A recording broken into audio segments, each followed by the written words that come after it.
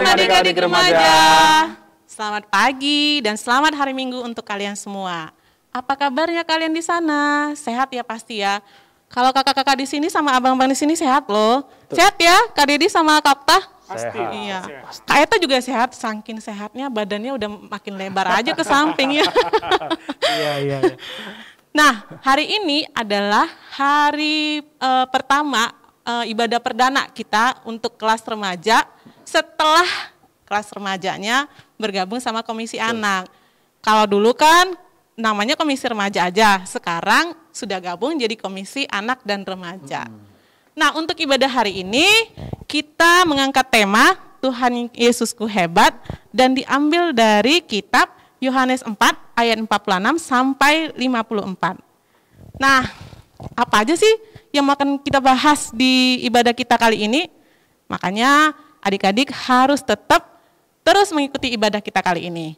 Sebagai awal pembuka ibadah kita hari ini, Kak Eta mengajak adik-adik untuk membukanya dengan doa. Yuk, kita satukan hati dan pikiran, kita berdoa. Tuhan Yesus yang baik, Bapa pemilik surga, pemilik kehidupan kami, Tuhan yang Maha Kuasa, terima kasih untuk hari ini kami boleh berkumpul di sini bersama dengan teman-teman kami yang lainnya walaupun secara online.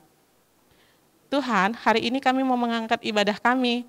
Kami ingin memuji dan memuliakan nama-Mu dan mendengarkan firman-Mu yang akan diajarkan oleh kakak-kakak guru sekolah minggu. Kami memohon tuntunan Roh Kudus-Mu untuk mengajarkan kami tentang apa yang akan disampaikan oleh kakak guru sekolah minggu kami. Bantulah kami Bapa untuk tetap fokus selama ibadah ini, sehingga kami boleh mengikuti ibadah ini dengan tenang dan menyimak dengan baik, sehingga apapun yang kami dengar, pengajaran-Mu hari ini melalui kakak guru sekolah minggu, itu boleh menjadi darah dan daging dalam kehidupan kami.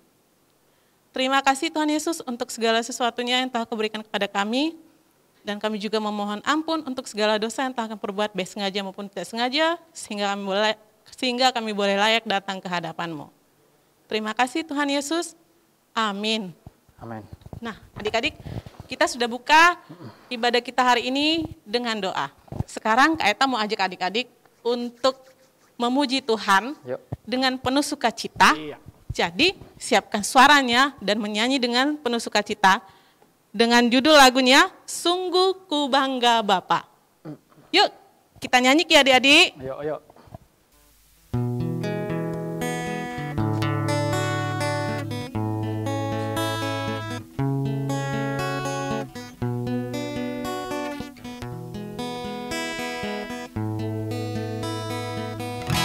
Sungguh ku bangga Bapa, punya Allah seperti Engkau.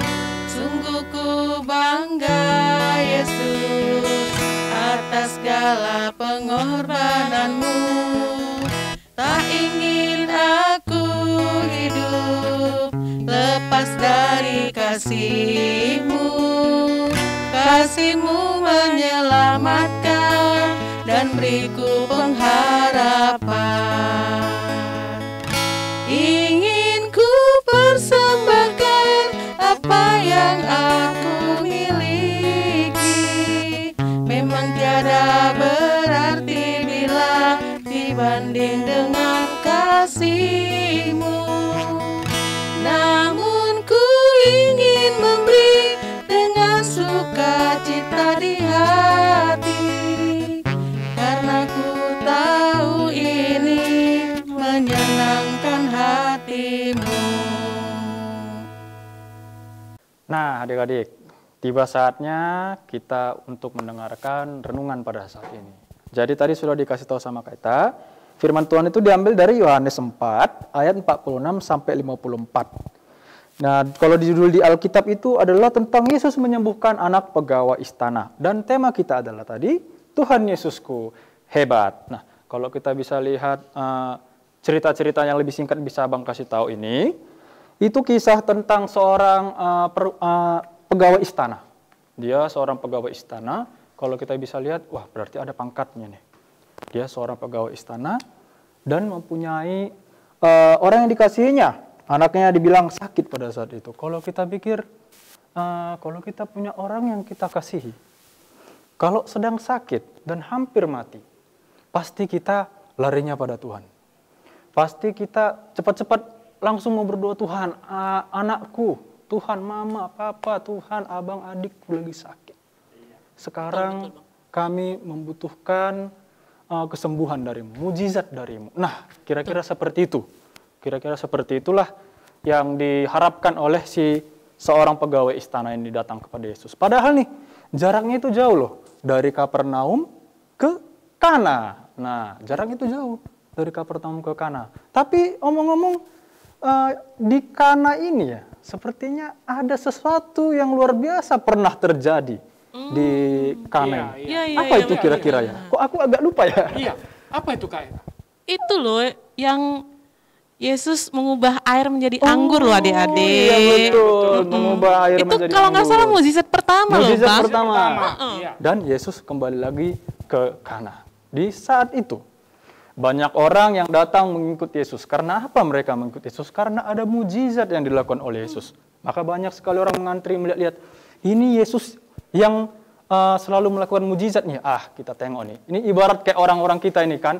Kalau di jalan kita, ada orang kerumunan, biasanya orang bertanya, apa itu ya?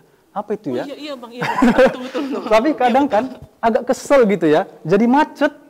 Kita macet jalan, orang-orang malah lihat-lihat, aduh, ini orang ini kepo banget sih ini ya. Sementara kita mungkin agak cuek. Atau mungkin ada di antara adik-adik ini juga pengen kepo. Aduh, tengok-tengok juga lah sekalian, rame-ramekan aja. Biasanya aku gitu.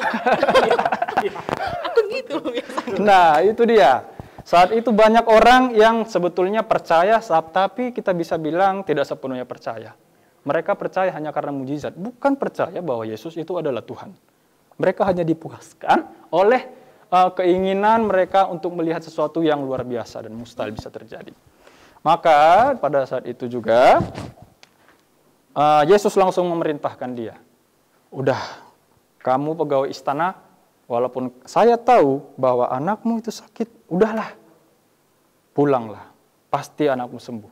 Padahal sebelumnya nih ya, pegawai istana ini minta supaya Yesus itu datang. Dia itu minta supaya Yesus itu datang. Kalau kita pikir-pikir kan, ini orang gimana ya kok suka-sukanya aja ya nyuruh-nyuruh, udah datanglah Tuhan Yesus ke rumahku. Padahal jaraknya perjalanannya itu bukan dekat. Itu 26 kilometer. Kayaknya sia-sia ya Bang ya disuruh pulang lagi gitu. Jauh-jauh adik-adik ya kan. Terus disuruh pulang lagi. Ibarat kita mau KKR, rupanya KKR-nya nggak jadi. Udah capek-capek mau datang, rupanya KKR tutup. Iya. Kapan ini kan jadi kesal. Tetapi apa yang diperintahkan Yesus, dia tidak pertanyakan. Dia tidak langsung merengek-rengek. Tuhan, kenapa kau suruh aku pulang lagi ke tempatku? Anakku sudah mau mati. Udahlah Tuhan, ayo datang, ayo datang. Tidak. Yesus tidak mau datang, tetapi hanya dengan mengucapkan sepatah kata, pulang. Lalu pegawai istana langsung pulang. Nah, kita bisa lihat tuh, seberapa besar imannya. Tanpa mempertanyakan, bagaimana kuasa Yesus dari jarak jauh, dia langsung pulang.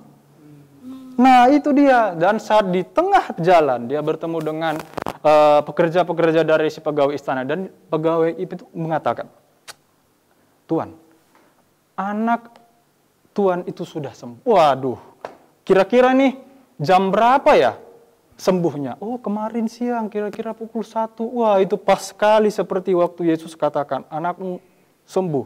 Ternyata terjadilah yang namanya mujizat. Nah, itu. Tapi kan, yang namanya mujizat, itu bukan sering terjadi. Betul. Ya? Betul, ya Bang. Yang namanya mujizat bukan sering terjadi. Ya? Tapi kalau misalnya mujizat sering terjadi, bukan mujizat namanya.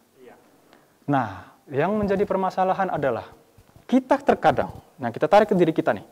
Tadi kita sudah dengarkan cerita tentang si pegawai istana ini. Yang percaya walaupun Tuhan menyuruh pergilah, kita tarik ke diri kita. Apakah kita pernah menanti yang namanya mujizat? Nah, itu dia. Apakah kita pernah? Lah, Bang. Pasti ada. Pasti Contohnya lah, Bang. kayak mana ya Kak Didi? Mujizat apa contohnya ya? Ya, ada hal-hal yang tidak terpikirkan bisa terjadi di hidup itu. Itu dia. Yang tidak dipikirkan. Yang tidak dipikirkan. Padahal kita menantikan sesuatu pun, apakah mungkin, iya, Bang. mana ya? Kak Eta dulu pernah Bang. Waktu itu zaman-zamannya sekolah tuh Bang. Kan itu ujian-ujiannya mau masuk kuliahan tuh. itu udah belajar keras banget. Terus pas ujian tuh udah dilalui deg-degan kan? Betul. Iya. Nah disitulah pada saat itulah Kak Eta, aduh semoga lulus. Ternyata gagal adik-adik. Tapi kemudian Kak Eta coba lagi yang kedua kali. Nah yang kedua kali itu Kak Eta tuh yang benar-benar butuh mukjizat. Tuhan, aku pengen lulus nih gitu. Tolong, aku udah belajar keras nih. Itu betul-betul mukjizat. Dan butuh mukjizat tuh karena udah hopeless gitu, udah hilang harapan. Karena yang pertama kan gagal. Iya, Aduh, betul. ini kalau gagal lagi nih udahlah pasrah aja. Tapi itu dia deh, nggak disangka-sangka di tengah kehopelessan Kak Eta, ternyata Kak Eta lulus. Tuh. Wah, itu mukjizat banget buat Kak Eta tuh. Nah. Bener-bener tuh. Dan itu happy-nya minta ampun itu. Nah, itu dia. Iya, Bang. Jadi cerita itu yang sudah dikasih tahu sama Kak Eta itu bisa terjadi sama kita, bisa terjadi sama kamu adik-adik. Amin. Terkadang kan, ya kan Kak Didi, kadang Kak Eta, cara Tuhan itu berbeda dengan cara yang Iya, kita betul, pikirkan. Betul.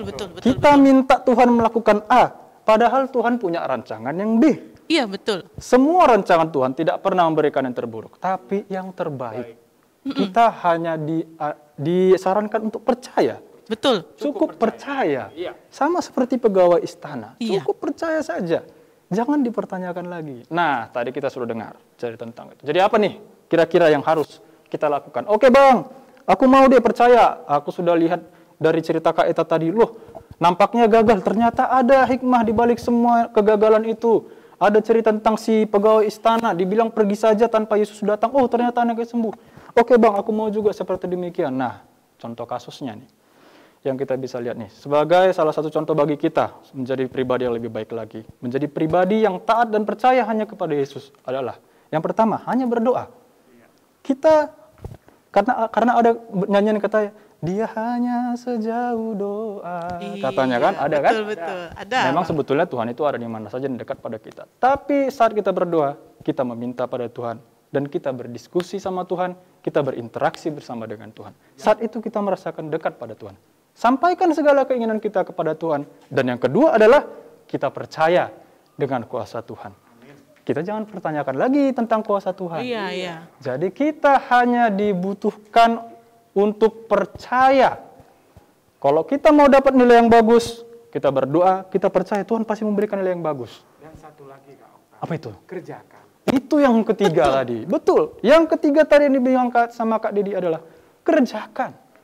Apa gunanya kita berdoa, kita percaya, tapi tidak kita kerjakan apa iman kita? Berarti kayak si pegawai tadi ya Bang ya? Betul. Tuhan Yesus bilang, pulang dia dikerjakan ya pulang. Kerjakannya, Dan ternyata Tuhan kasih mukjizat ya Bang? Seandainya nih, kalau pegawai istananya nggak pulang, merengek-rengek dia sama Yesus, apa yang akan terjadi? Kita tidak tahu. Maka kita dituntut untuk percaya. Kerjakanlah kepercayaan itu. Nah, oleh sebab itu adik-adik, harapan kita saat ini adalah agar adik-adik menjadi pribadi yang hanya mengandalkan Yesus, hanya berdoa, percaya, dan melakukan segala sesuatu yang diperintahkan oleh Yesus pada kamu saat ini. Oleh sebab itu, kita akan mengakhiri renungan kita pada saat ini, dan Abang yang akan memimpin doa pada saat ini. Kita siapkan hati menjadi pribadi yang lebih baru. Kita siapkan hati. Yep. Kita lipat tangan, kita satukan hati, kita berdoa. Bapa, terima kasih atas penyertaan yang masih bisa kami rasakan saat ini. Engkau memberikan firman yang luar biasa kepada kami. Sebagaimana pegawai yang percaya kepadamu, hanya dengan perkataanmu, tanpa engkau hadir bersama dia. Ia melakukan kepercayaan itu. Ia pergi dan mendapati anaknya sembuh. Begitu juga kami ya Tuhan, kami ingin seperti pegawai itu. Dengan kami hanya percaya kepadamu dan melakukan segala perintah-Mu. Maka kami yakin dan percaya Engkau memberikan yang terbaik kepada kami. Tuhan, lihatlah kami, berkatilah kami. Dalam nama anak-Mu, Tuhan Yesus Kristus, Juru Selamat kami yang hidup. Kami telah berdoa dan mengucap syukur. Amin. Nah adik-adik, kita tadi sudah mendengarkan firman dan pengajaran firman dari Kak Okta. Sekarang Kak Eta mau ngajak adik-adik kelas remaja untuk mengucapkan pengakuan iman rasuli. Mari kita bangkit berdiri dan mengucapkannya dengan penuh hikmat. Aku percaya kepada Allah Bapa yang Maha Kuasa, Khalik langit dan bumi, dan kepada Yesus Kristus, anaknya yang tunggal Tuhan kita, yang dikandung daripada Roh Kudus, lahir dari anak darah Maria, yang menderita di bawah pemerintahan Pontius Pilatus, disalibkan, mati dan dikuburkan, turun ke dalam kerajaan maut. Pada hari yang ketiga, bangkit pula dari antara orang mati, naik ke surga, duduk di sebelah kanan Allah, Bapa yang Maha Kuasa, dan akan datang dari sana untuk menghakimi orang yang hidup dan mati. Aku percaya kepada Roh Kudus, gereja yang kudus dan am, persekutuan orang kudus, pengampunan dosa, kebangkitan daging, dan hidup yang kekal. Nah, adik-adik, kita sudah mengucapkan pengakuan iman rasuli. Sekarang Kak Eta mengajak adik-adik lagi untuk mengangkat satu pujian.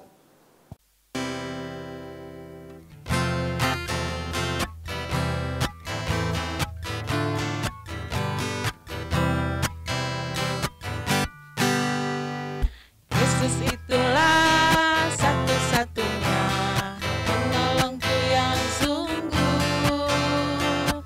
Dia berjanji akan kembali angkat kita semua. Oh, haleluya, puji Tuhan, upahmu besar di surga.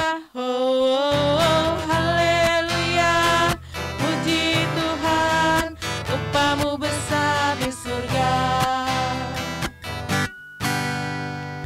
Yesus itulah satu-satunya penolongku yang sungguh.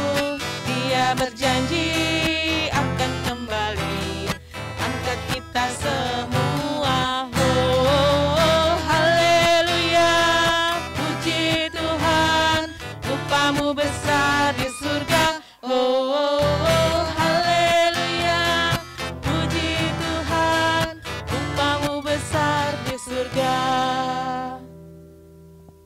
Ya, adik-adik kami, kita telah mendengarkan firman Tuhan yang disampaikan oleh Kak Okta. Jadi, kita memberikan kesimpulan untuk menguatkan iman kita di rumah adik-adik kami.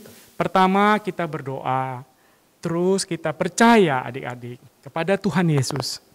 Dan yang ketiga adik-adik, itu harus dikerjakan. Jadi saya ulangi lagi, kita berdoa, kita percaya, dan kita kerjakan. Dan ada sedikit pengumuman untuk adik-adik kami remaja yang di rumah dan kepada orang tua kami juga. Di sini kita sampaikan dari Komisi Anak dan Remaja untuk pengumpulan persembahan dapat ditulis kepada Komisi Anak dan Remaja. Sekali lagi, persembahan dapat dikumpulkan, ditujukan kepada Komisi Anak dan Remaja. Terima kasih adik-adik kami, Tuhan Yesus memberkati. Dan sekarang kita mau berdoa. Lipat tangannya kita untuk berdoa, doa kita bersama-sama. Mari kita bersatu di dalam doa. Terima kasih Tuhan Yesus, kami percaya Tuhan, apapun yang ada di kehidupan kami, Engkau tetap melindungi dan menyertai kami Bapa. Kami telah mendengarkan firman-Mu Tuhan. Bapa, buka juga hati kami Tuhan, dan kami mampukan kami untuk kami kerjakan di dalam kehidupan kami sehari-hari, terkhusus untuk adik-adik kami remaja. Bapa, inilah firman Tuhan yang Kau sampaikan kepada kami di sini Tuhan. Teruslah Engkau berkuasa bagi kami Bapa. Terima kasih Tuhan Yesus untuk ini semua.